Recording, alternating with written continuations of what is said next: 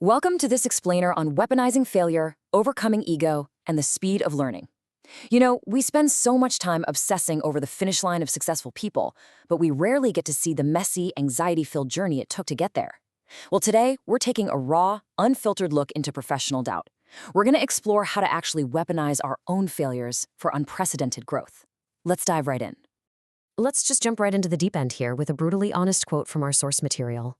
I woke up at 3 a.m. trying to convince myself, "You're failure, you're going to lose." That captures a real moment. Waking up at 3 a.m, completely consumed by panic, pacing around, feeling like an absolute failure who is about to lose everything to massive competitors. This is that crippling self-doubt that every single professional secretly faces, but almost nobody actually admits to.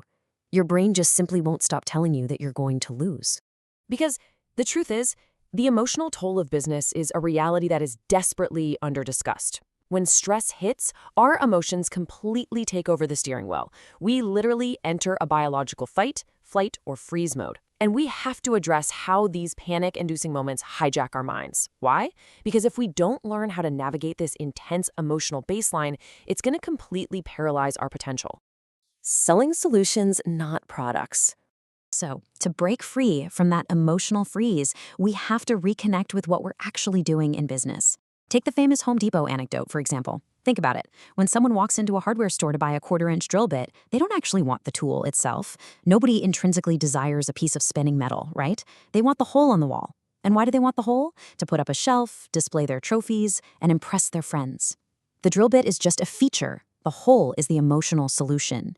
You aren't selling a mechanical tool, you're selling the feeling of accomplishment. And that brings us right to a really powerful concept inspired by Seth Godin. People like us do things like this. People like us solve problems like this. See, our true job in marketing and business isn't to push products. It's to make people feel seen. It's to look at them and essentially say, hey, people like us solve problems exactly like this. When you can reflect your client's exact problem back to them in their own words, they trust you immediately. You aren't just a vendor anymore. You're a problem solver who truly gets them. Moving on to section 2, confronting the ego. If the formula really is simply just solving problems, why do we freeze up so often? Well, the text points out these incredibly common excuses we hear every single day. Things like, I'm not closing because of interest rates, or it's the media's fault, I refuse to be on video, or having a massive fear of larger competitors. We pass these off as logical reasoning, but let's be real, they aren't. They are emotionally driven defense mechanisms. Recognizing the difference between a genuine, honest reason and a projected excuse completely changes how you view your own resistance. So the crucial point here is redefining what this resistance actually is. We usually think of ego as arrogance, right? But the source provides this fascinating reframe. Ego is actually the internal mechanism that purposefully shuts down your passionate, fiery ideas simply because it fears failure. When you have a great idea, your ego immediately answers with negativity, telling you it just won't work. Why? Because if you listen to the excuse, you are safely protected from having to do the terrifying hard work of actually trying and possibly failing. Section 3, the human condition. So why is the work so hard?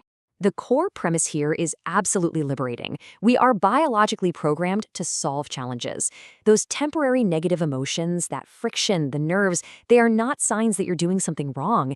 They're actually our natural operational baseline. Humans literally require problems to solve. Without them, we feel completely lost. The struggle is quite literally the point. And this biological programming plays out in a 3-step fulfillment loop. First, you face an intimidating challenge. Second, you push through the friction to overcome that hurdle.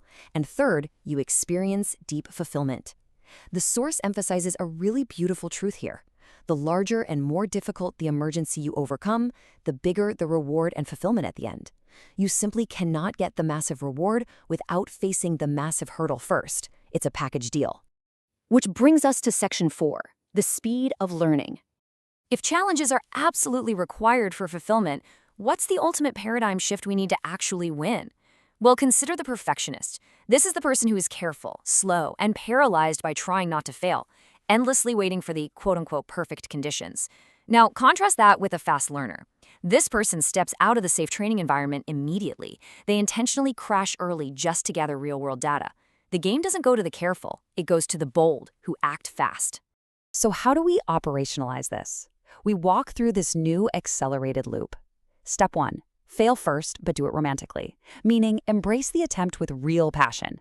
Step 2. Shrink the loss down so it doesn't totally destroy you. Step 3. Find the actual lesson in the real-world data you just gathered. And Step 4. Get sharper and quicker. By the time the perfectionist is taking their very first careful step, you're already 10 times smarter because you weaponized your early failures. And that leads us to this massive thesis statement. The speed of learning is the new superpower. The secret to outperforming everyone around you isn't never failing. It's realizing that the faster you learn, the faster you win. While your competitors are stuck in their own egos, scratching their heads, wondering how you did it, you're already miles ahead, treating failures simply as raw data for your next success. I want to leave you with one final empowering question to really chew on. What will you fail at today to learn faster tomorrow? It's time to drop the ego, stop hiding behind those projected excuses, and actively step into the arena. The friction you're feeling, it's just the human condition preparing you for your next great reward. Embrace the mess, fail fast, and let the speed of learning become your ultimate competitive advantage. Thanks so much for joining me on this explainer, and I absolutely cannot wait to see what you learn next.